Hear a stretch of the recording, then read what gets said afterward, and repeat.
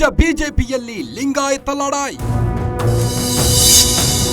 ಸಮಾವೇಶಕ್ಕೆ ಸಮಾವೇಶದಿಂದಲೇ ಟಾಂಗ್.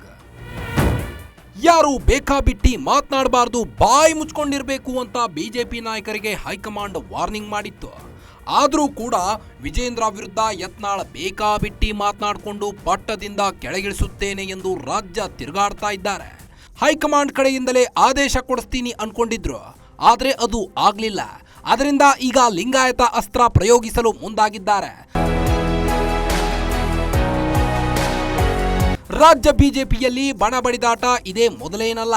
ಯಡಿಯೂರಪ್ಪ ಅನಂತಕುಮಾರ್ ಕಾಲದಲ್ಲೂ ಆಂತರಿಕ ಕಚ್ಚಾಟ ಇರ್ತಿತ್ತು. ಆದರೆ ಯಾವತ್ತೂ ಕೂಡ ಕಚ್ಚಾಟ ಪಕ್ಷದ ವೇದಿಕೆ ಬಿಟ್ಟು ಆಚೆ ಬರ್ತಿರಲಿಲ್ಲ. ಆದರೆ BY ವಿಜೇಂದ್ರ ಯಾವಾಗ ರಾಜ್ಯಾಧ್ಯಕ್ಷರಾಗಿ ಆಯ್ಕೆಯಾದ್ರು ಆಗಿನಿಂದಲೂ ಅಂದ್ರೆ ಕಳೆದ 1.5 ವರ್ಷದಿಂದಲೂ ಯತ್ನಾಳ್ ಅಂಡ್ ಟೀಮ್ ಪಕ್ಷದ ವೇದಿಕೆ ಬಿಟ್ಟು ಮಾಧ್ಯಮಗಳ ಎದುರು ಪರಸ್ಪರ ಹರಿಹಾಯ್ತಿದ್ದಾರೆ.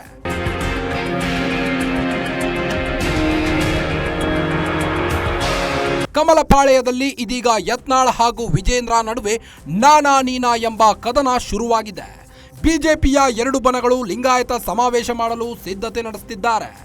ರೆಬೆಲ್ ನಾಯಕರಿಗೆ ಟಕ್ಕರ್ ಕೊಡಲು ವಿಜೇಂದ್ರ ಬಣ ಲಿಂಗಾಯತ ಸಭೆಗಳ ಮೇಲೆ ಸಭೆ ನಡೆಸಿ ಸಮಾವೇಶಕ್ಕೆ ಪ್ಲಾನ್ ಮಾಡ್ತಿದ್ರೆ, ಇತ್ತ ಹೈಕಮಾಂಡ್ ಎಚ್ಚರಿಕೆಗೂ ಕೇರ್ ಮಾಡದೆ ನಾವೇನ್ ಕಮ್ಮಿ ಅನ್ನುವ ಹಾಗೆ ಯತ್ನಾಳ್ ಬಣ ತಿಂಗಳಾಂತ್ಯದಲ್ಲಿ ಬೆಂಗಳೂರು ಅಥವಾ ದಾವಣಗೆರೆಯಲ್ಲಿ ಸಮಾವೇಶ ಮಾಡುವ ಮೂಲಕ ವಿಜೇಂದ್ರ ಬಣಕ್ಕೆ ಕೌಂಟರ್ ಕೊಡಲು ಸಜ್ಜಾಗಿದ್ದಾರೆ.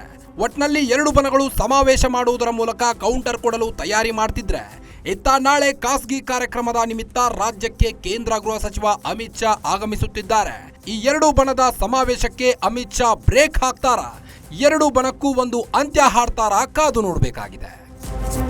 ಕವನ Shivanna, political bureau, guarantee news, Bengaluru.